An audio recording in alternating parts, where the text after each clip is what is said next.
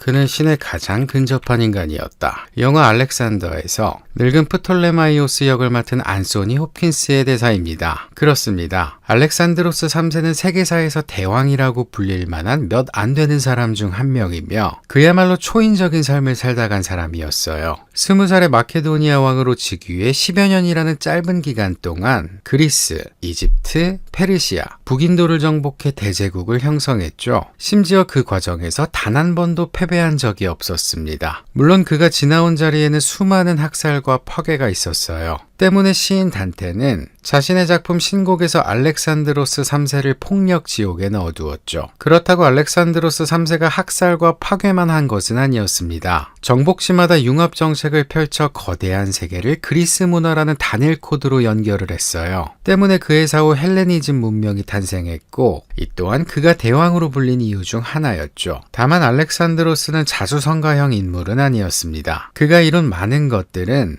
자신의 아버지가 쌓아올린 토대에서 출발한 것이었어요. 그의 아버지 필리포스 2세가 마케도니아를 강국으로 만들어 그리스 전체를 제패하지 않았다면, 또 페르시아를 향해 동방원정을 준비하지 않았다면 알렉산드로스의 정복 사업은 한참 늦어졌거나 아예 없던 일이 되었을 수도 있죠. 고로 알렉산드로스를 제대로 알기 위해서는 그의 부친 필리포스의 이야기에서부터 시작하지 않을 수 없습니다.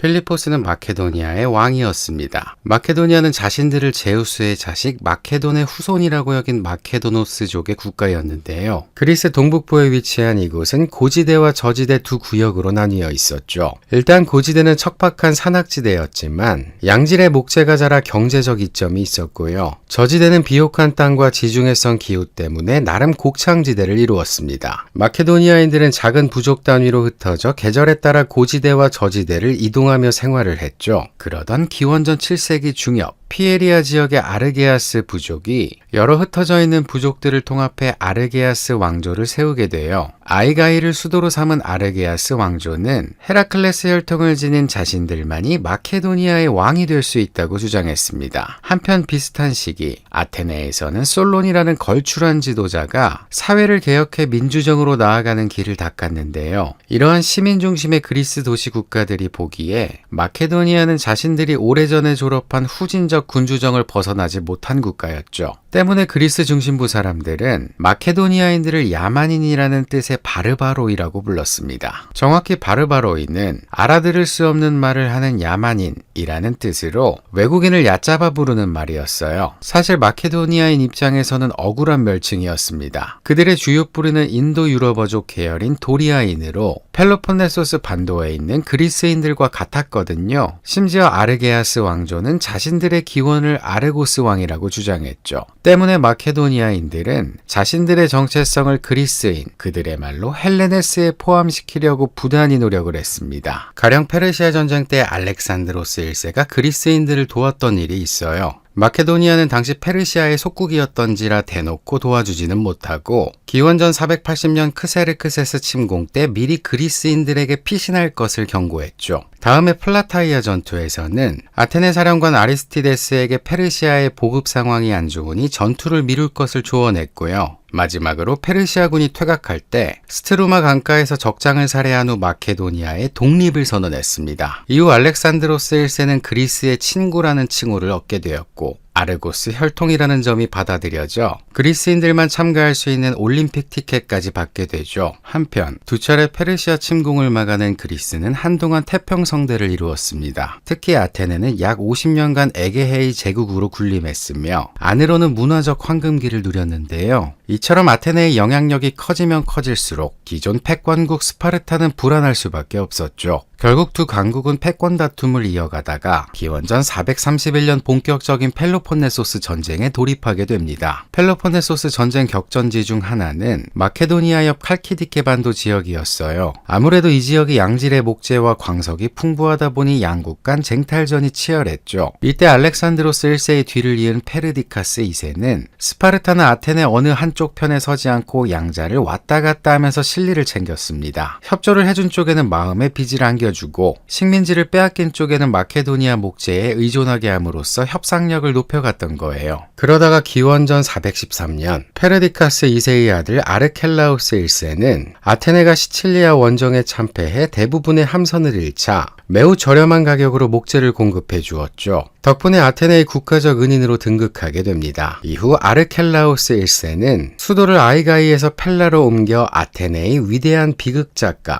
음악가, 화가를 초청했어요. 그리고 마음껏 그들의 예술을 펼치게 했죠. 마케도니아가 더 이상 예전의 바르바로이가 아니라는 듯 말입니다. 그러나 그러한 위세도 잠시 펠로폰네소스 전쟁 5년 후인 기원전 399년 아르켈라우스 1세가 사냥 도중 암살을 당하면서 마케도니아 왕조는 한동안 혼란에 빠지게 되죠. 계속해서 시해가 이어져 7년도 채 안 돼 5명의 왕이 바뀌게 됩니다. 이 부침은 아민타스 3세가 전국을 수습한 후에야 겨우 끝나게 되는데요. 이 아민타스 3세의 막내 아들이 바로 알렉산드로스 대왕의 아버지 필리포스 2세였죠.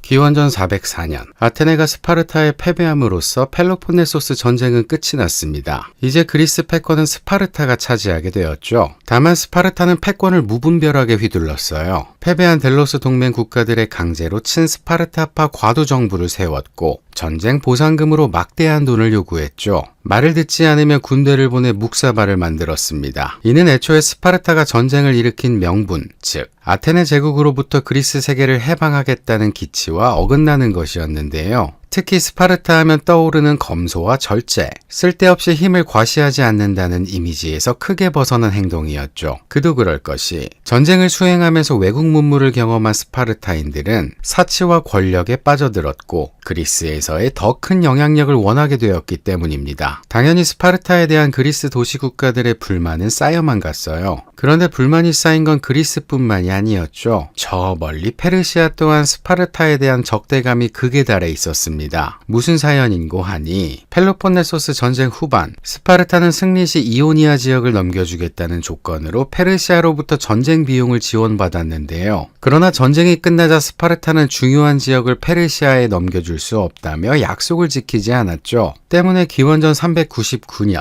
이오니아를 두고 페르시아와 스파르타가 싸우게 된 겁니다. 물론 30년간 전쟁을 치르고 최종 승리까지 쟁취한 스파르타의 기세를 페르시아가 감당할 수는 없었어요. 하는 수 없이 페르시아는 또 돈을 쓰기로 합니다. 바로 스파르타의 불만을 가진 코린토스, 테베, 아테네에게 전쟁 비용을 대줄 테니 스파르타를 뒤에서 치라고 꼬신 거죠. 이에 기다렸다는 듯 새 국가를 중심으로 반스파르타 동맹이 결성되었고 마침내 기원전 395년 코린토스 전쟁이 발발하게 돼요. 주로 코린토스 주변에서 전투가 벌어져 코린토스 전쟁이라고 불린 이 전쟁은 8년이나 계속되었습니다. 스파르타는 육지에서 연승을 했지만 바다에서는 페르시아의 지원을 받은 연합군에 참패를 했죠. 심지어 전쟁 과정에서 아테네의 힘이 상당히 회복되었습니다. 이를 지켜보던 페르시아는 예전 제국 시절에 아테네에게 당했던 일이 떠올라 몸서리를 쳤고 마침 스파르타가 사과를 하며 도움을 요청해 왔기에 연합군에 대한 지원을 끊고 다시 스파르타를 지원하게 돼요. 그런데 또다시 전세가 스파르타 쪽으로 기울자 이것도 안 되겠다 싶었던 페르시아는 아예 안탈키다스 장군을 보내 두 세력의 화의를 제안하게 됩니다. 평화를 거부할 경우 온 힘을 다해 스파르타를 돕겠다는 협박에 연합군은 조약을 승인하지 않을 수 없었고요. 재정적 파탄 직전인 스파르타 또한 조약 내용이 자신들에게 유리했기에 기원전 387년 안탈키다스 평화조약에 승인을 하게 되죠. 조약의 주 내용은 페르시아가 소아시아 그리스 도시들에 대한 지배권을 갖고 스파르타에게 그리스 패권을 넘겨준다는 내용이었어요. 전쟁 때문에 스파르타의 국력이 급격히 쇠한 것을 감안하면 사실상 승자는 뒤에서 돈장난을 친 페르시아밖에 없었습니다. 한편 스파르타는 그동안 군사력이 강해진 테베를 견제하기 위해 기원전 382년 보이오티아 연맹을 강제로 해산시켰어요. 나아가 민주정을 친 스파르타 과두정으로 대체했으며 스파르타 군대를 테베 시내에 주둔시켰죠. 이때 스파르타를 피해 아테네로 망명한 민주파 지도자가 있었으니 바로 펠로피다스라는 인물이었습니다. 그는 테베에 남아있는 동료 에파미논다스와 내통하며 3년간 독립을 준비했는데요. 기회를 엿보다가 기원전 379년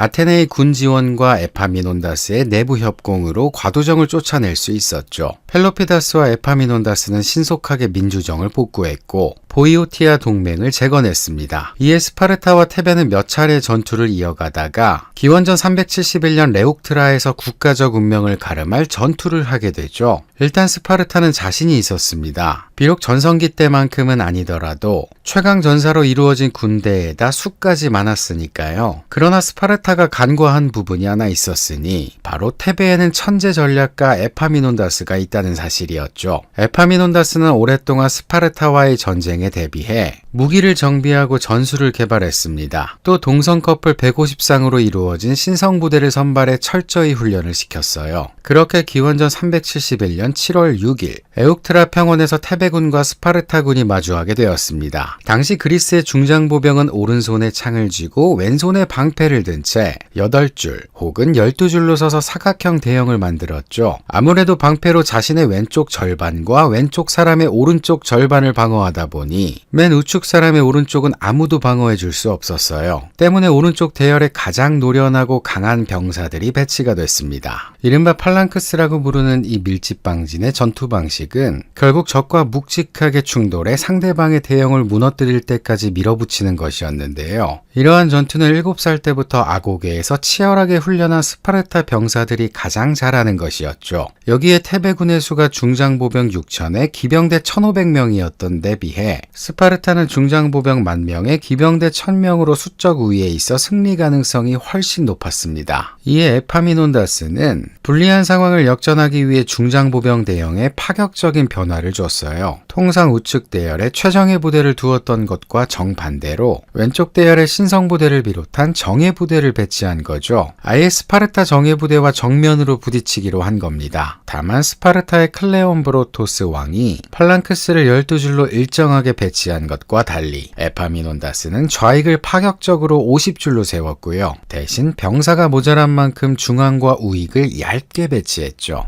그렇게 준비를 마친 스파르타와 테베군은 본격적으로 서로를 향해 진격을 하게 됩니다. 전투는 먼저 양국의 기병대가 소규모 접전을 펼친 것으로 시작했어요. 중장보병은 몰라도 기병만큼은 확실히 테베군이 우수했기에 스파르타 기병은 몇 탑을 맞춰보고는 금방 퇴각을 하고 말죠. 이때 퇴각하는 기병이 아군의 대형을 통과함으로써 스파르타 전열이 흐트러지게 됩니다. 이를 틈타 테베 중장보병이 적을 향해 돌진하기 시작했어요. 펠로피다스가 지휘하는 테베군 좌익이 먼저 빠르게 움직였고 중앙과 우익은 일부러 늦게 행군을 했는데요. 좌익이 적의 우익을 분쇄할 때까지 일부러 충돌을 지연시키려고 한 것이죠. 그러다 보니 테베군은 비스듬한 사선 대형으로 전진을 하게 됩니다. 클레온 브로토스 왕은 이 사선 대형을 보고 나서야 적군의 배치가 이상하다는 것을 깨달았어요. 이에 적절한 대처를 하려고 했지만 요즘과 달리 통신 장비가 없는 데다 흐트러진 전열 때문에 신속한 대응을 할 수 없었죠. 그 사이 테베군 좌익이 스파르타 우익을 들이받으면서 전면전이 펼쳐졌습니다. 시간이 지날수록 스파르타군은 밀릴 수밖에 없었어요. 일단 수적으로 불리한 데다 신성부대의 활약이 눈부셨거든요. 학자마다 신성대가 선봉에 섰다. 아니다. 기동력을 활용해 취약한 적의 측면을 공격했다. 말이 나뉘긴 합니다만 어쨌든 그 기세에 스파르타 우익은 뒤로 밀리면서 결국 붕괴를 하고 말죠. 그리고 이 과정에서 스파르타의 왕이자 총지휘관인 클레온 브로토스가 치명상을 입고 맙니다. 지휘관이 무너진 것을 본 스파르타의 나머지 병력은 전의를 상실했고 테베군이 우측에서 좌측으로 김밥 말듯 말아가며 적을 격파하게 돼요. 결국 패배한 스파르타는 정예 중장보병 25%에 해당하는 400명이 사망을 했고 총 4,000명 이상의 사상자가 생겼습니다. 반면 테베군의 사망자는 300명도 채 되지 않았죠. 그러나 에파미논다스는 레옥트라 전투 승리로 이 모든 걸 끝낼 생각이 없었습니다. 자기는 아직도 배가 고프다는 듯 다음해 겨울 곧바로 군을 이끌고 본진인 스파르타로 쳐들어갔어요. 그간 그리스 최강을 자랑했던 스파르타였던지라 성벽조차 세우지 않아 손쉽게 폴리스를 점령할 수 있었죠. 마지막으로 에파미논다스는 스파르타의 숨통을 끊어놓기 위해 200여 년간 스파르타의 경제를 떠받치고 있던 메세니아의 노예 헤일로타이드를 해방시켰습니다. 그렇게 정예병사와 경제력을 잃은 스파르타는 순식간에 무너졌어요. 이제 그리스 패권은 테베로 넘어가게 되었습니다. 한편 그 다음에 마케도니아에서는 아민타스 3세가 죽고 그의 장남 알렉산드로스 2세가 왕위에 올랐는데요. 테베가 전쟁 직후 정신없는 틈을 타 테살리아 내전에 개입을 했죠. 그리고 여러 도시를 장악해 수비대를 배치했어요. 이에 테베는 자기 머리맡에서 깐족되는 마케도니아가 짜증이 났습니다. 결국 참다 못한 펠로피다스가 직접 군대를 이끌고 마케도니아 수비대를 몰아냈죠. 나아가 언제 자신들을 위협할지 모를 아테네와 동맹을 끊고 테베와 동맹을 맺도록 강요했어요. 그 보증으로 기원전 367년 알렉산드로스 2세의 동생 필리포스 2세를 볼모로 끌고 가게 됐고요. 15세의 테베로 끌려간 필리포스는 거의 3년을 볼모로 지냈습니다. 볼모라고는 하지만 사실 꽤 안락한 시간을 보냈죠. 특히 부유한 귀족 판메네스의 집에서 지내며 다양한 경험을 할 수 있었는데요. 판메네스는 레옥트라 전투에서 최전방 지휘관으로 활동했던 사람으로 펠로피다스, 에파미논다스와 자주 교류를 했습니다. 따라서 필리포스는 테베의 두 거물을 가까이서 지켜볼 수 있었죠.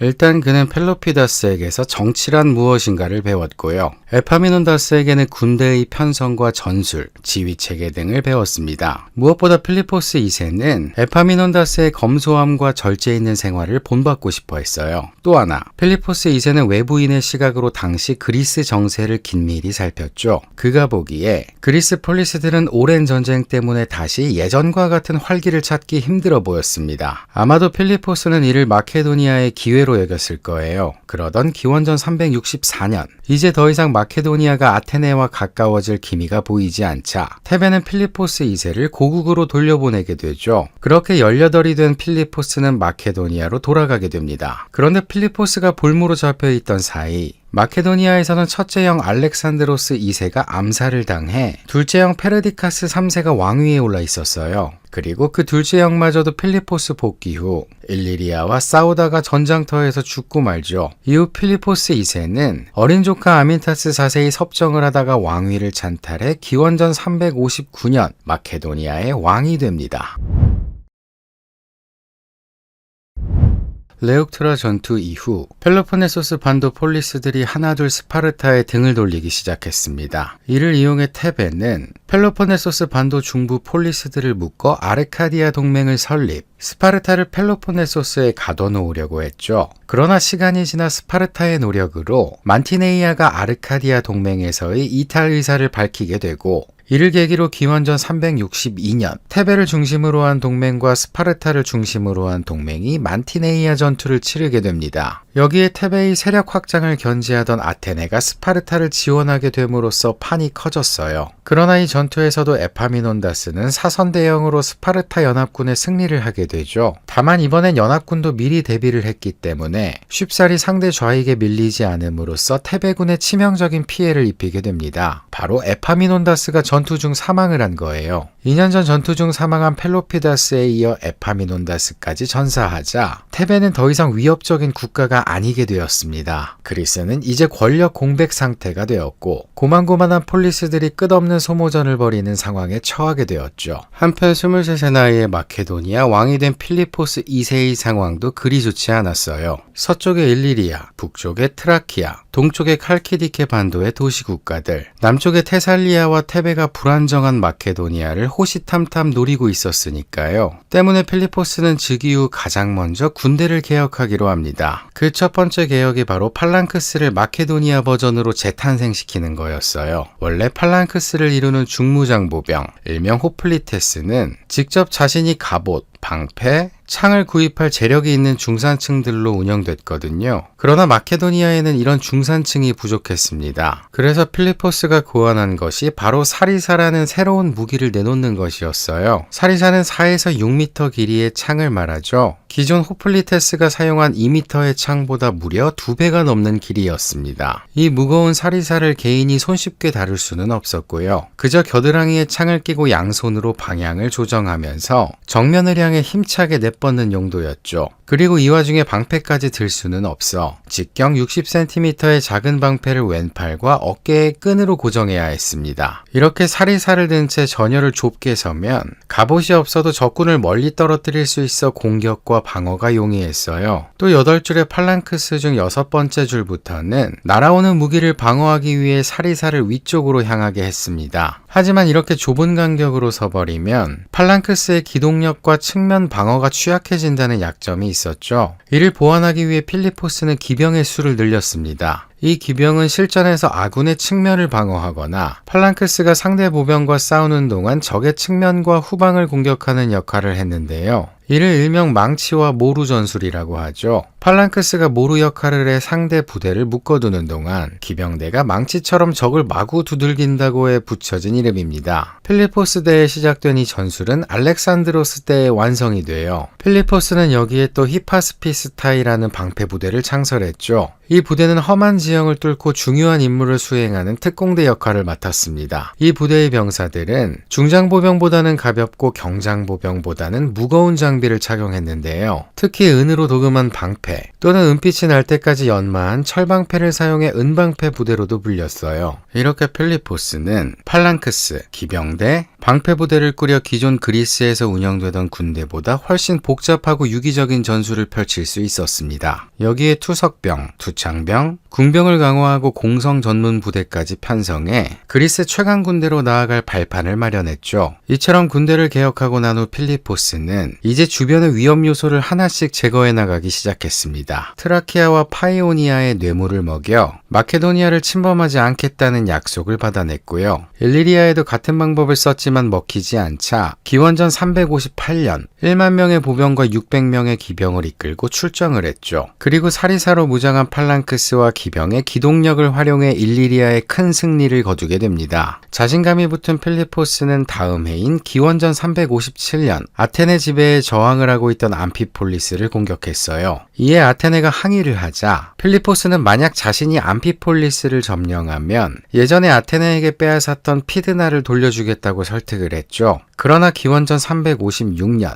뜨거운 공성전 끝에 암피폴리스를 점령한 필리포스는 언제 그랬냐는 듯 두 도시를 모두 깔고 앉아버렸습니다. 이에 분개한 아테네는 마케도니아에 군대를 보내려고 했지만 동맹국들이 반란을 일으켜 차마 그럴 수 없었어요. 한편 필리포스가 암피폴리스를 점령했다는 건 그리스 북부에 대한 패권을 잡았다는 뜻이고 무엇보다 판가이온 산에 엄청난 금광을 확보했다는 의미였죠. 필리포스는 급격히 불어난 재정으로 우선 그리스 귀족들에게 뇌물을 뿌렸습니다. 그간 변방의 바르바로이 취급을 받던 마케도니아가 급작스럽게 부상을 하다 보니 많은 폴리스들의 타겟이 됐거든요. 때문에 필리포스는 각 폴리스 수뇌부들에게 뇌물을 줌으로써 경계심을 누그러뜨리려고 한 것이죠. 그 다음 필리포스는 늘어난 재정으로 그리스 최초로 직업군인 제도를 마련했습니다. 양치기와 농부들 가운데 직업군인에 어울릴 만한 사람을 뽑아 급료를 준 건데요. 이렇게 직업군인이 된 이들은 평시에 급여를 받으며 전술훈련, 무기훈련, 행군훈련 등을 받게 되었죠. 평소 농사를 짓다가 전쟁 때만 참전하는 여타 그리스 군인들과 달랐습니다. 나아가 필리포스는 팔랑크스 내에서 더 높은 계급의 병사에게 특권과 책임, 그리고 금전적 보상을 주는 제도를 도입했어요. 이러한 군제도 개편 때문에 마케도니아 병사들은 군인 정신과 직업 정신을 갖춘 이들로 거듭나게 됐죠. 여기서 끝이 아니었습니다. 필리포스는 보급과 잡리를 담당하는 보조 인력을 줄이고 전투병이 직접 군장을 메고 이동을 하게 했어요. 비록 사리사는 크고 무거웠지만 20에서 30kg에 달하는 호플리테스 갑옷을 입지 않았기 때문에 행군이 가능했고요. 때문에 다른 그리스 지역 군인들에 비해 빠른 기동력을 자랑할 수 있었죠. 마지막으로 필리포스는 정예기병 헤타이로이의 수를 늘렸습니다. 헤타이로이는 최고급 장비와 고도의 승마 기술을 갖춘 귀족 계급이었는데요. 헤타이로이라는 단어는 왕의 친구 혹은 동지라는 뜻으로 전통적으로 족장과 전사 집안이 동반자 관계를 맺어 함께 위험을 감수하고 보상을 나눴던 사이가 발전한 것입니다. 따라서 헤타이로이는 왕 가까이에서 함께 싸우며 중요한 명령을 수행하고 직언을 할 수 있는 사이이기도 했죠. 이렇게 기병 전술의 핵심인 헤타이로이를 마지막으로 필리포스의 군제 개혁은 완성이 됐어요.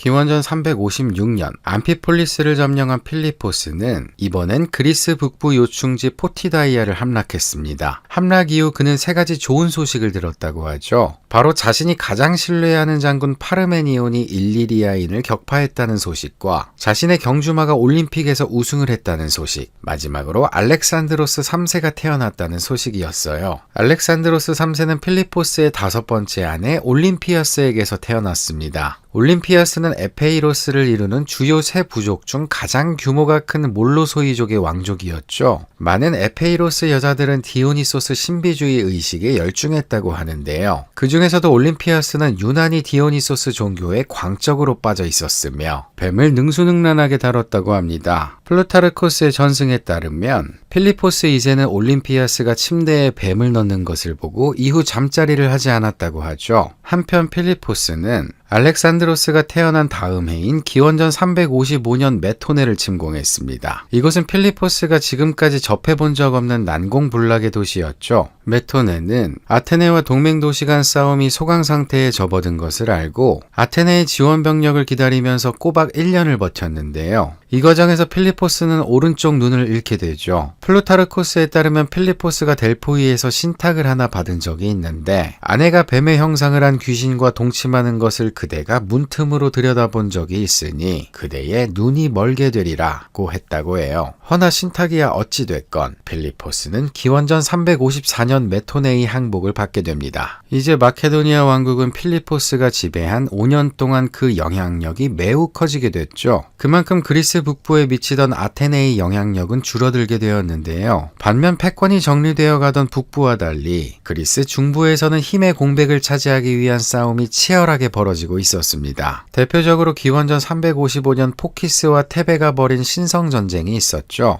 무슨 일인고 하니 그리스 중부에 위치한 포키스는 에파미논다스가 사망한 만티네이아 전투 때 파병을 거부함으로써 테베와 사이가 틀어졌는데요. 이에 테베는 포키스가 델포이 신전 부근을 점령한 것에 대해 암피크티오니아 동맹회의에서 막대한 벌금을 때려버립니다. 그러자 포키스는 어차피 감당할 수 있는 벌금도 아니겠다. 아예 델포이 자체를 점령해버렸죠. 그리고 신전에 보관되어 있던 그리스 공동자금을 착복한 후 용병을 고용해 테베와 전쟁을 치르게 돼요. 여기에 평소 테베를 눈엣가시처럼 여긴 아테네와 스파르타가 포키스에 합세함으로써 전쟁의 판이 커지게 됩니다. 그렇게 본격적으로 여러 도시 국가의 지원을 받은 포키스와 테베의 보이오티아 연맹이 치열한 전투를 벌이기 시작했어요. 그리고 어느 한쪽이 완전한 승기를 잡지 못하던 차 전쟁의 불씨가 테살리아 지역으로 옮겨 붙게 되죠. 이 또한 무슨 일인고 하니 테살리아에는 페라이와 라리사라는 도시가 패권 다툼을 하고 있었는데 돌연 페라이가 포키스와 동맹을 맺어버린 거예요. 때문에 포키스의 군대가 테살리아로 밀고 들어가게 되고 이에 라리사도 가만히 있을 수 없어 혼인동맹을 맺은 필리포스에게 구원 요청을 하게 된 겁니다. 이 당시 동맹국의 원조를 제공하지 못하는 것은 큰 불명예로 여겨졌기에 필리포스는 남하를 해 자연스럽게 신성전쟁에 휘말리게 되죠. 그렇게 기원전 354년 지원 요청을 받은 필리포스 2세는 곧장 군대를 이끌고 테살리아로 향했습니다. 그리고 포키스의 사령관 오노마르코스와 전장에서 마주하게 되는데요.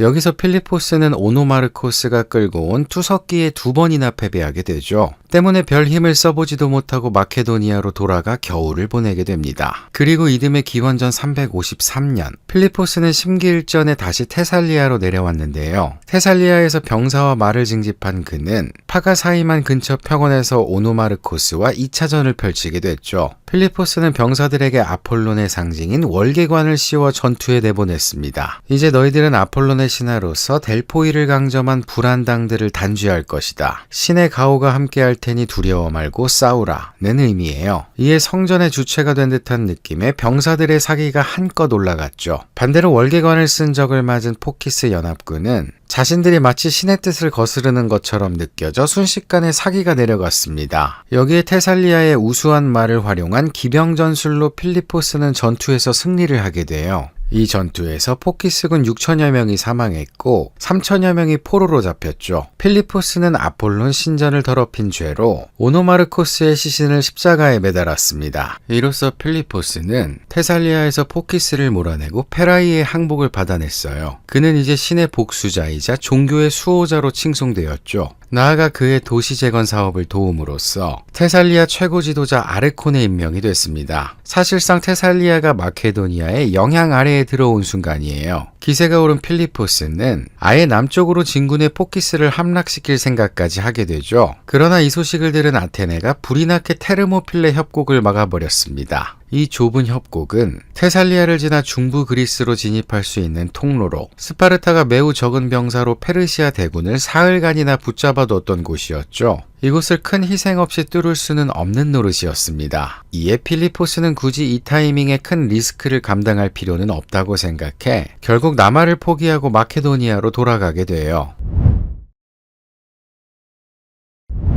마케도니아가 아테네의 식민지 피드나와 포티다이아를 점령한 기원전 356년부터 두 국가는 사실상 전쟁 상태에 놓여 있었습니다. 그러던 기원전 352년 필리포스는 칼키디케 반도의 동맹국들이 자신의 두 이복 형제를 마케도니아의 유력자로 추대하고 그것도 모자라 자신의 적국인 아테네와 동맹을 맺으려 하자 이곳 도시들을 하나하나 점령해 나가기 시작했어요. 그리고 기원전 349년 최종적으로 칼키디케 반도의 리더 도시 올린토스를 함락하게 되죠. 이 소식을 접한 아테네에서는 위기감이 고조되었습니다. 필리포스가 올린토스를 함락하기 전 화평을 원한다는 전가를 보내왔지만 냉혹한 국제관계에서 이를 고지곳대로 믿을 수는 없었어요. 특히 몇 년 전부터 마케도니아의 팽창을 저지해야 한다고 소리 높이던 데모스테네스라는 인물을 중심으로 반마케도니아 운동이 펼쳐졌는데요. 데모스테네스는 훗날 로마의 키케로가 최고의 연설가라고 극찬했던 인물로 품격과 열정을 갖춘 연설을 하는 것으로 유명했죠. 이 인물에 대한 이야기를 좀 더 해보면 데모스테네스가 처음부터 연설을 잘했던 것은 아니었습니다. 데모스테네스는 부유한 상공업자 가정에서 태어났으나 어렸을 때 부친이 사망을 했어요. 이후 후견인들이 어린 데모스테네스의 유산을 가로채게 되는데요. 나이가 어려 아무 조치도 할 수 없던 그는 성인이 되길 기다렸다가 20살이 되자마자 후견인들을 고소했죠. 그러나 법정 연설에 나선 데모스테네스는 목소리가 작은 데다 말까지 더듬어 자신의 의도를 배심원들에게 제대로 전달하지 못했습니다. 때문에 유산의 일부만을 겨우 돌려받게 돼요. 한이 맺힌 데모스테네스는 이때부터 연설 기술을 익히는데 자신의 온 인생을 바쳤습니다. 아티카 10대 연설가 중 한 명인 이사이오스에게 수사학을 배우고 방구석에 틀어박혀 발음 및 발성, 손짓과 표정 등의 연습을 했죠. 이후 그는 다시 후견인들을 고소했고 힘이 넘치는 데다 긴장감 넘치는 구성, 부드러운 음성과 세련된 말솜씨를 자유자재로 구사해 배심원단의 만장일치로 유산을 모두 돌려받을 수 있었어요. 연설 능력을 인정받은 데모스테네스는 소송에 필요한 원고를 써주는 일로 밥벌이를 하게 됩니다. 그러던 기원전 354년 30살이 된 데모스테네스는 민회에서 첫 연설을 하게 되는데요. 그가 대중에게 주목을 받은 것은 기원전 351년 필리포스 저격 연설을 시작한 때부터였죠. 데모스테네스는 아테네가 빼앗긴 북쪽 식민지를 다시 탈환해야 하며 필리포스가 머지않아 남쪽을 침공해 올 것이기에 테베와 동맹을 맺어 그에 대한 대비를 해야 한다고 주장했습니다. 더불어 그는 궁극적으로 아테네가 예전처럼 다시 강력한 폴리스가 되어야 한다며 아테네인들의 낮아진 자존감을 끌어올리기 위해 노력했어요. 한편 시간이 흘러 기원전 346년 10년이나 계속된 신성전쟁에 포키스와 보이오티아 연맹 양측은 모두가 지쳐 있었으며 둘 중 누구에게도 승리의 여신이 손을 들어줄 것 같지 않았습니다. 이 교착 상태를 깨려면 외부에서 변수가 개입되어야 했어요. 그리고 때마침 테살리아와 보이오티아가 필리포스에게 지원 요청을 해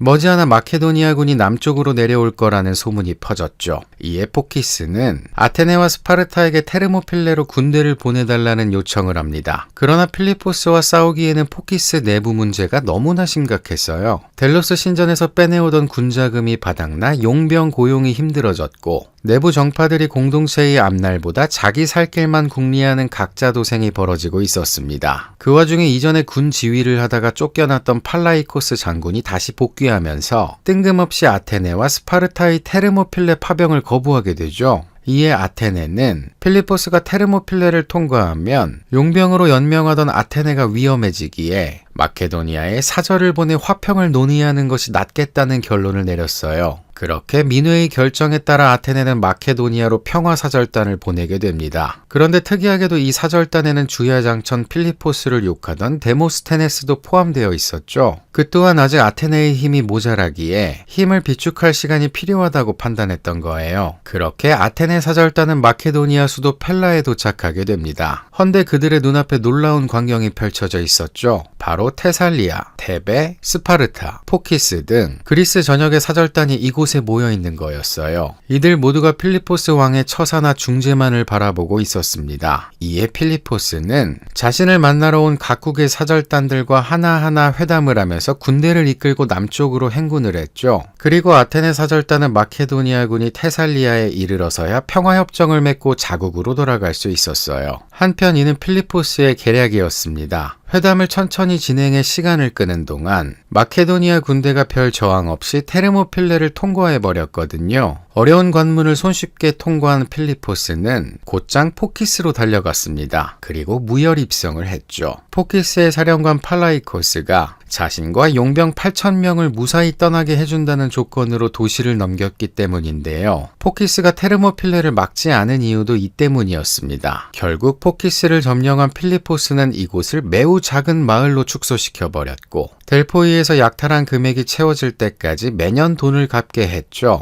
이는 이전 그리스 전쟁 승자들이 한 것에 비해 상당히 관대한 처사였어요. 그렇게 기원전 346년 필리포스에 의해 신성전쟁이 끝나게 됩니다. 더불어 마케도니아는 암피크티오니아 동맹의 리더가 되었죠. 암피크티오니아는 델포이 신전의 안보와 재래 유지를 위해 신전 주변 폴리스들이 결성한 동맹인데요. 이 동맹은 종교적 의미뿐 아니라 정치적 의미도 지니고 있어 회의를 주재하는 리더국에 많은 권한이 있었습니다. 그렇게 한때 바르바로이라고 불리던 변방의 마케도니아가 그리스 동맹의 리더가 되었어요. 필리포스의 나이 불과 30대 중반이었죠.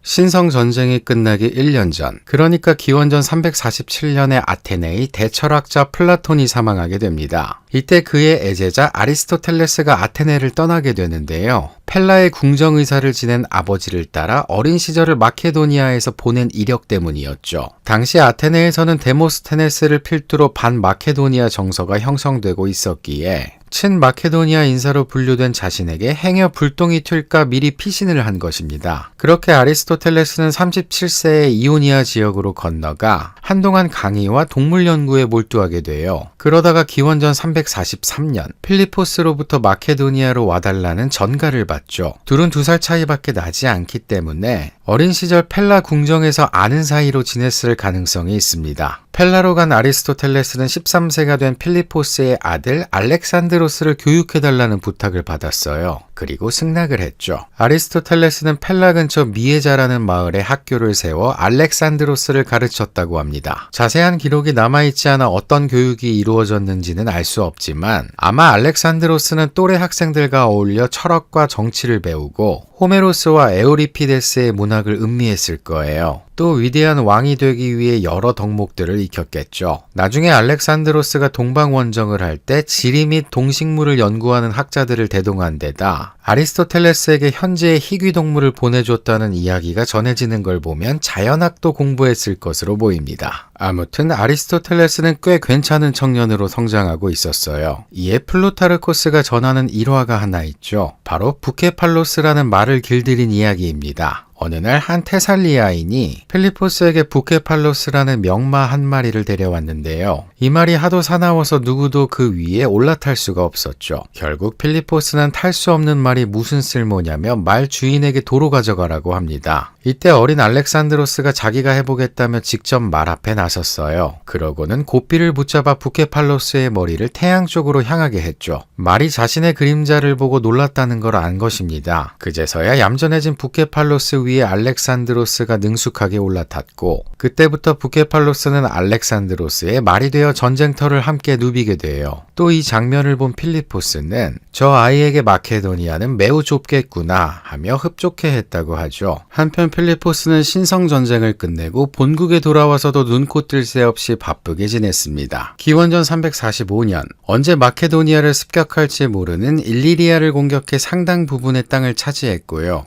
올림피아스의 고향 에페이로스 지역 왕권에 개입해 친마케도니아 인사들을 등용했죠. 또 테살리아 도시들의 분쟁을 중재함으로써 남쪽 지역을 안정화시켰습니다. 그리고 기원전 342년부터는 중요한 지역인 트라키아 도시들의 원정을 나갔는데 여기서 큰 이벤트가 하나 발생해요. 바로 헬레스폰토스 해협 근처의 상업도시 비잔티온과 페린토스가 공개적으로 마케도니아를 비난하고 나선 거죠. 두 도시는 마케도니아와 동맹을 맺었지만 자신들 코앞에서 계속 전쟁을 벌이는 필리포스의 위협을 느끼고 있었습니다. 그러던 찰나 페르시아 또한 자꾸 자신 쪽으로 세력을 확장해오는 마케도니아의 위협을 느껴 혹여 전쟁이 난다면 두 도시에 지원을 해주겠다는 약속을 했어요. 나아가 아테네 역시도 이곳이 해상 무역의 요충지였기 때문에 전쟁 시 지원을 하겠다는 약속을 했죠. 결국 기원전 340년 필리포스는 약 3만 명의 병사를 이끌고 가까운 페린토스부터 공격을 하게 됩니다. 그런데 알고 보니 페린토스는 페르시아나 아테네의 지원 말고도 믿는 구석이 하나 더 있었죠. 바로 험한 지역과 여러 겹의 성벽이었어요. 필리포스는 그간 수많은 공성 경험과 기술 발전을 이루었음에도 이곳을 뚫지 못했습니다. 더군다나 페르시아와 아테네 그리고 함께 반기를 들었던 비잔티온이 적극적으로 지원을 해오니 도무지 당해낼 재간이 없었죠. 이에 필리포스는 비잔티온이 이곳을 지원하느라 본국이 비어있을 거로 판단해 비잔티온으로 타겟을 변경했는데 이곳 또한 다른 동맹국들로부터 지원을 받아 점령을 못하고 결국 철수를 하고 말아요. 한편 이 전쟁으로 아테네에서 데모스테네스의 입지가 상당히 커졌습니다. 그전에는 데모스테네스의 주장, 즉 머지않아 필리포스가 아테네를 공격할 것이다 라는 말이 시민들의 피부에 와닿지 않았거든요. 그런 와중에 필리포스가 헬레스폰토스 해협 도시들을 공격한 거죠.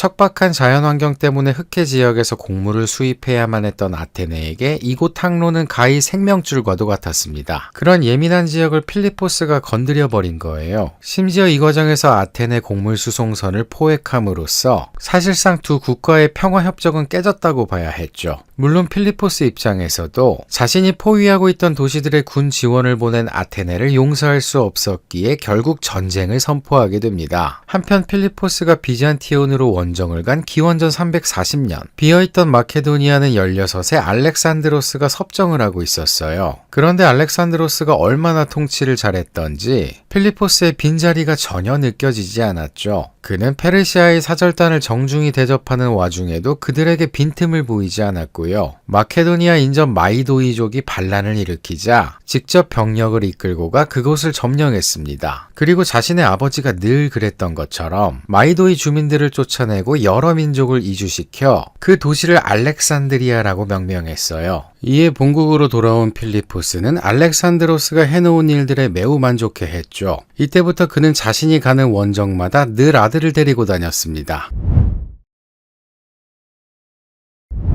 기원전 338년 필리포스에게 암피크티오니아 회의에서 편지 한 장이 도착했습니다. 바로 암피사라는 도시를 응징해달라는 요청이었어요. 암피사 사람들이 아폴론 신전 주변 신성한 땅을 경작해 암피크티오니아 회의에서 벌금을 부과했는데 암피사에서 이를 거부했다는 이유였죠. 이에 필리포스는 암피크티오니아 동맹의 맹주로서 직접 군대를 이끌고 남하를 하기로 합니다. 다만 내려가는 경로가 문제였어요. 그리스 중부로 가기 위해서는 테르모필레 협곡을 지나야 했는데 당시 이 근처 마을을 테베군이 점령하고 있었거든요. 게다가 테베는 암피사의 동맹국이었기 때문에 필리포스는 괜히 이들을 자극하고 싶지 않았습니다. 그래서 예전 페르시아가 스파르타와 싸울 때 이용했던 칼리드로모 산등성이로 난 샛길로 빠져나와 포키스 쪽으로 내려갔죠. 그리고 포키스 동부의 엘라테이아에 주둔 기지를 세웠어요. 이후 지체하지 않고 암피사를 정복해 이 지역을 델포이에게 넘겨주었습니다. 필리포스의 주둔지가 불과 3일 행군 거리에 있다는 걸 안 아테네 시민들은 패닉에 빠졌습니다. 드디어 데모스테네스가 말한 그날이 왔구나. 곧 마케도니아 군인들이 이곳에 들이닥치겠구나 하고 말이에요. 이에 데모스테네스는 패닉에 빠진 시민들을 진정시키며 테베로 얼른 사절을 보내도록 설득을 했죠. 그리고 민회의 승인이 떨어지자마자 불이 나게 테베로 달려갔습니다. 하지만 데모스테네스가 테베에 도착했을 때 이미 그곳에는 필리포스의 사절단이 도착해 있었어요. 필리포스는 테베에게 자신과 합류해 아테네를 공격해 전리품을 나눠 갖자. 그게 싫으면 자신들이 보이오티아를 통과할 수 있게 허가만 내달라고 설득을 했죠.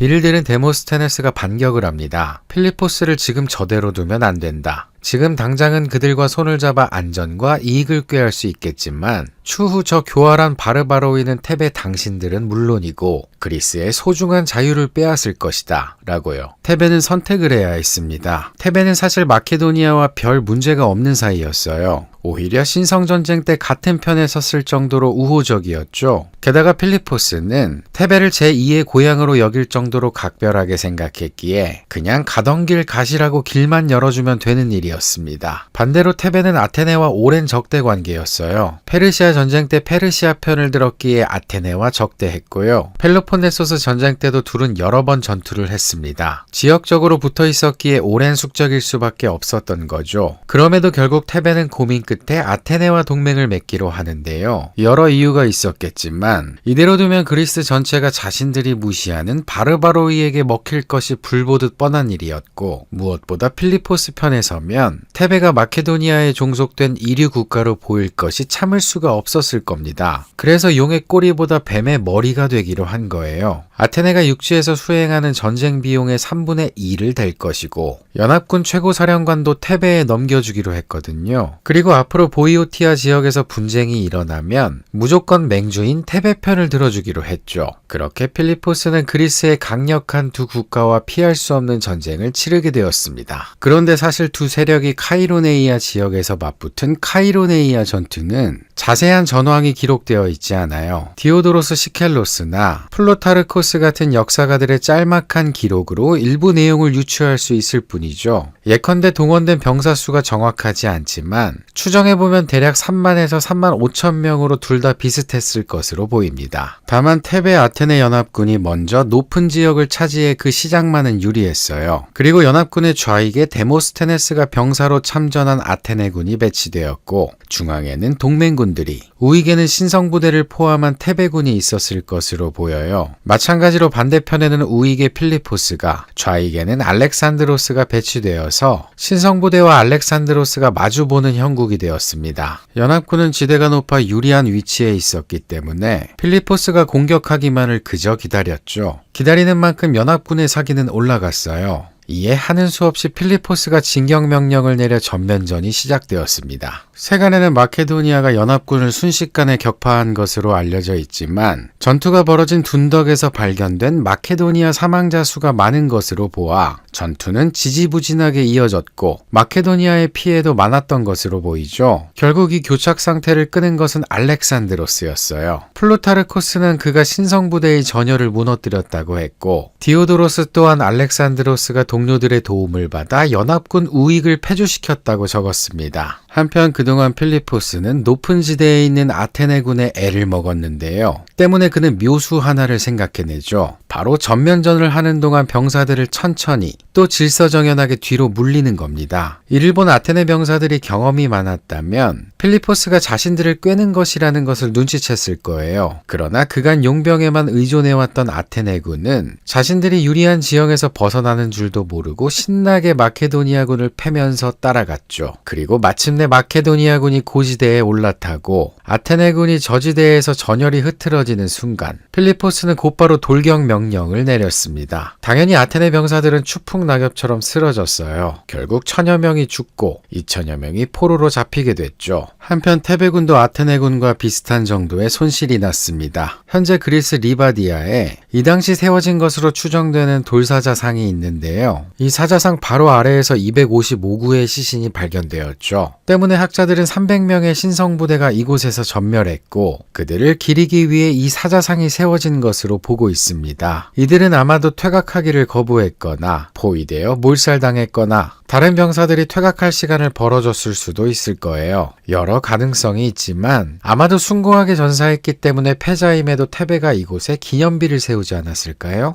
이후 신성부대는 더 이상 역사 기록에 등장하지 않습니다.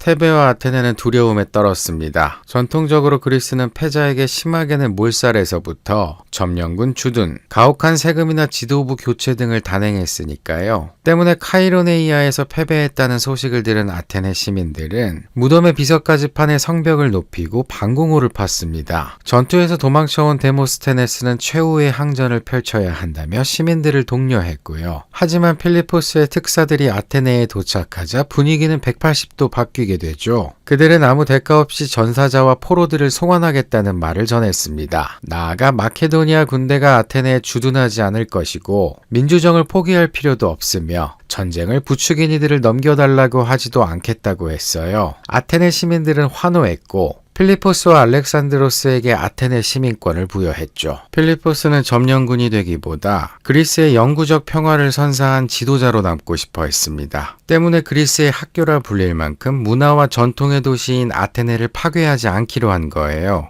이후 기원전 337년 필리포스는 코린토스에서 범그리스 대표자 회의를 열었습니다. 이 회의에는 스파르타를 제외한 대부분의 도시 국가들이 모였는데요. 필리포스는 이곳에서 각 도시의 자치 독립 보장, 그리스 도시들 간 무력 갈등 금지 등을 주요 원칙으로 한 새로운 동맹을 제안했죠. 회의에 참여한 도시들은 모두 자발적으로 이 동맹에 가입했으며 만장일치로 필리포스를 맹주로 선출했습니다. 그리고 맹주가 된 필리포스는 파격적인 발표를 하나 해요. 바로 범그리스 연합군대를 결성해 페르시아로 원정을 가겠다는 계획이었죠. 명분은 기원전 480년 크세르크세스가 그리스에 쳐들어와 신전들을 파괴한 데 대한 복수였습니다. 이는 사실 오래된 생각이었어요. 때는 기원전 346년 필리포스가 신성전쟁을 끝냈을 때였죠. 이소크라테스라는 90세의 아테네 연설가가 필리포스에게 서신 한 장을 보내왔습니다. 내용인즉 당신이 그리스를 통합해 페르시아를 물리쳐야 한다는 것이었어요. 이소크라테스는 소피스트인 프로타고라스와 고르기아스 밑에서 공부한 사람으로 변론술 학교를 운영하던 사람이었죠. 그는 데모스테네스가 반필리포스주의자로 활동했던 것처럼 반페르시아 운동을 주도했던 사람이었습니다. 그가 페르시아를 공격의 타깃으로 삼은 이유는 그리스의 악순환을 끊어내기 위해서였어요. 그리스의 고질적 문제는 빈곤과 빈부격차였죠. 대부분이 산지라 농토가 부족한 그리스는 식민지를 건설해 그곳으로 인구를 내보내는 것이 늘상 과제였는데요. 그마저도 어느 시점이 지나면 한정된 땅 때문에 한계에 부닥치게 되죠. 또 작은 농지를 소유한 이들은 작황이 안 좋을 때 부자들에게 돈을 빌려 생활을 했는데 안 좋은 상황이 지속되면 결국 돈을 갚지 못해 땅을 잃고 노예나 빈민으로 전락해버렸습니다. 이 상황이 반복되면 빈부격차가 더욱더 벌어지게 되는 거예요. 한때 솔론이 중도적 개혁으로 상황을 해결했지만 시간이 지나 빈부격차는 다시 극심해졌죠. 빈부격차가 심해지면 공동체 화합이 무너지기 마련입니다. 빈민과 부자 간 갈등이 여러 사회 문제로 나타나요. 솔론처럼 이를 정치적으로 해결하면 좋겠지만 이 갈등을 정치적 자산으로 삼으려는 선동가들이 나타나면 갈등은 해소가 아닌 증폭으로 이어지죠. 이는 극심한 당쟁으로 표출돼 공동체를 위한 의사결정이 아닌 정적을 해치우는 데 모든 에너지가 빨려 들어가 버립니다. 심지어 정적을 해치우기 위해 다른 국가를 끌어들여 전쟁까지도 벌이게 되는데요. 사실상 이 패턴이 그리스가 영구적 전쟁 상태에 놓인 이유였죠. 이소크라테스는 이 악순환을 끊어내기 위해 그리스 공동의 외부 적을 만들어야 한다고 생각한 것입니다. 외부의 적이 있어야 갈등을 멈추고 그리스 도시국가들이 하나로 뭉칠 수가 있다는 거예요. 그리고 그 외부의 적으로는 페르시아가 안성맞춤이었습니다. 당시 많은 그리스 무산자 계급들은 생활고 때문에 페르시아로 건너가 용병이 되었는데요. 코린토스 전쟁 때 돈장난을 쳐 소아시아 해안 그리스 도시국가들을 통째로 먹은 페르시아였던 만큼 지금과 같은 상황이 이어지면 언젠가 그리스 용병들을 앞세워 또다시 그리스로 밀고 들어올 것이 뻔했죠. 때문에 모두가 하나로 뭉쳐 페르시아를 선제적으로 공격해야 할 필요가 있는 것이었습니다. 그리고 풍족한 소아시아를 점령해 그곳으로 무산자 계급들을 이주시키면 빈곤의 문제를 해결할 수 있다는 아이디어였어요. 한때 이소크라테스는 그 역할을 조국 아테네가 하길 바랬죠. 그러나 빛을 잃은 아테네에서는 도무지 그 희망이 보이지 않았습니다. 그래서 그는 새롭게 떠오른 북쪽의 카리스마 왕에게 기대를 걸고 그 역할을 해달라고 요청한 거예요. 필리포스는 나름 이소크라테스의 서한을 가슴속에 담아뒀던 것 같습니다. 당신이 그리스의 대의를 실천한다면 따르면 역사상 최고의 위인이 될 것이며 비록 실패한다 해도 그리스인의 호의를 얻게 될 것이다. 필리포스는 이 제안이 그리스 도시들을 무력으로 지배하는 것보다 더 나은 길이라고 판단했던 것 같아요. 때문에 그간 전쟁이 아닌 외교로 문제를 해결하려 하거나 전쟁에 승리해도 그곳을 파괴하지 않았던 건가 싶죠. 실제로 신성전쟁에서 패배한 포키스는 필리포스의 관대한 처사의 카이로네이아 전투 때 마케도니아 편에서 싸우기도 했습니다. 그러한 처신 때문인지 페르시아 원정 안건은 순조롭게 승인이 되었고 동맹국들은 전쟁을 위한 군대 소집과 물자를 동원하는 데 동의했어요. 그리고 기원전 337년 범그리스 원정대 지휘관으로 선출된 필리포스는 자신이 가장 아끼는 장군 파르메니온 휘하의 전위부대를 소아시아로 파병했죠. 왕은 1년 뒤 연합군 주력 부대를 이끌고 합류할 계획이었습니다.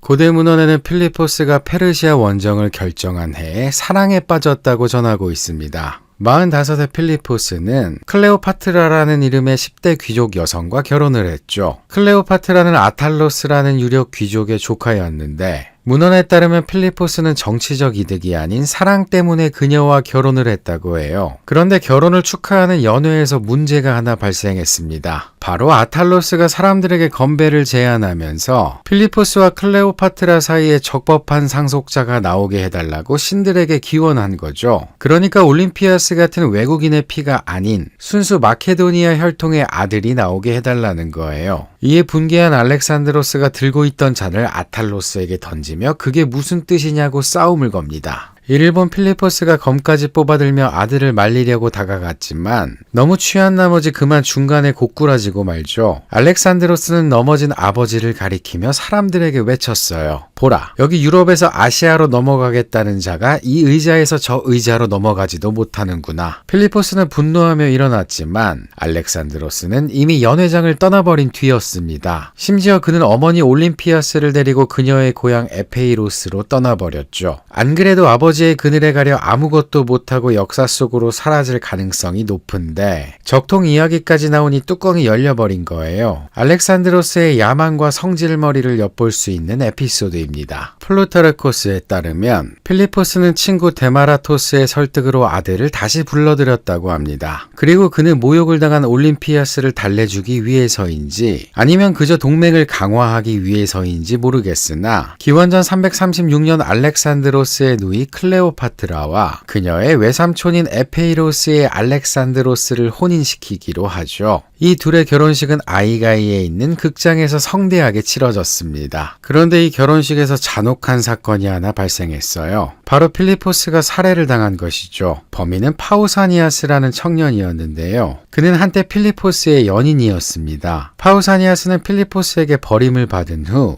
한 연회에서 아탈로스와 그의 손님들에게 성적 능욕을 당했죠. 이에 그는 필리포스에게 항의를 했지만 필리포스는 곧 자신의 부인이 될 이의 숙부이자 페르시아 원정 지휘관이 될 아탈로스에게 벌을 내리지 않았습니다. 파우사니아스는 망연자실했고 주변에 모두가 그를 조롱했어요. 다만 오직 두 사람만이 그에게 동정을 베풀었죠. 바로 알렉산드로스와 올림피아스였습니다. 이 둘이 연루된 것인지는 알 수 없습니다만 이후 파우사니아스는 결혼식 극장 무대로 나아가려는 필리포스에게 달려가 갈비뼈 사이를 찔러 그를 숨지게 했죠. 달아나던 파우사니아스는 근위병에 붙잡혀 살해당했고 그의 시신은 십자가에 못 박혔습니다. 당연히 고대 문헌에서 필리포스 살해 혐의의 직간접적 원인으로 알렉산드로스와 올림피아스를 지목하고 있어요. 그중 올림피아스에게 그 화살을 집중적으로 돌리고 있죠. 올림피아스와 필리포스는 부부 사이인 동시에 원수지간이었으며 열정적이고 야망 있는 올림피아스는 자신의 아들을 왕으로 만들고 싶어 했기에 충분히 그럴 동기가 있다는 겁니다. 필리포스의 죽음 후 그녀는 새 부인인 클레오파트라와 그녀의 갓난아기를 잔인하게 죽였다고 해요. 그렇다고 해도 올림피아스가 필리포스의 죽음에 관여했다는 직접적 증거는 없기에 실체적 진실은 확실히 알 수 없죠. 한편 시간이 한참 흘러 1977년 마케도니아 베르기나 지역에서 여러 기의 무덤이 발굴되었습니다. 기원전 4세기 무렵에 축조된 것으로 보이는 무덤들 중 이호묘의 많은 양의 무기와 금은보화, 그리고 시신이 매장되어 있었어요. 학자들이 시신을 꺼내 머리뼈를 복원해 보니 오른쪽 눈에 심각한 상처를 입은 사람인 것으로 판명이 났습니다. 때문에 전쟁 중에 눈을 다쳤다는 역사 기록에 근거해 현재 이 묘를 필리포스의 것으로 추정하고 있죠. 필리포스는 그야말로 변방의 바르바로이 마케도니아를 그리스 중심에 올려놓은 입지전적 인물이었습니다. 그는 테베의 볼모로 잡혀갔던 시기를 오히려 배움의 기회로 삼아 자신의 왕국을 전혀 다른 모습으로 탈바꿈시켰어요. 특히 군대를 개혁해 언제든 전쟁을 수행할 수 있는 나라를 만들었죠. 또 전쟁 지휘관으로는 파르메니온, 내치를 담당할 인물로는 안티파트로스를 임명해 안정적으로 대내외 영향력을 확대해 나갔고요. 지도자로서 전쟁과 외교에서 발군의 실력을 보여주었고 점령 도시를 제법 관대하게 대했으며 종국에는 그 어떤 지배자도 감히 엄두를 내지 못했던 범그리스 연합의 페르시아 원정까지 준비했습니다. 그의 나이 불과 46이었어요. 다만 필리포스는 끊임없는 전쟁으로 몸이 많이 상했고 지나친 과음으로 예전과 같은 총명함을 유지하지는 못했죠. 어쩌면 페르시아 원정의 과업은 그의 아들 알렉산드로스에게 넘어갔기 때문에 성공한 걸지도 모르는 일입니다. 물론 도입부에 말했듯 필리포스가 없었다면 알렉산드로스의 업적도 없던 일이었을 수도 있죠.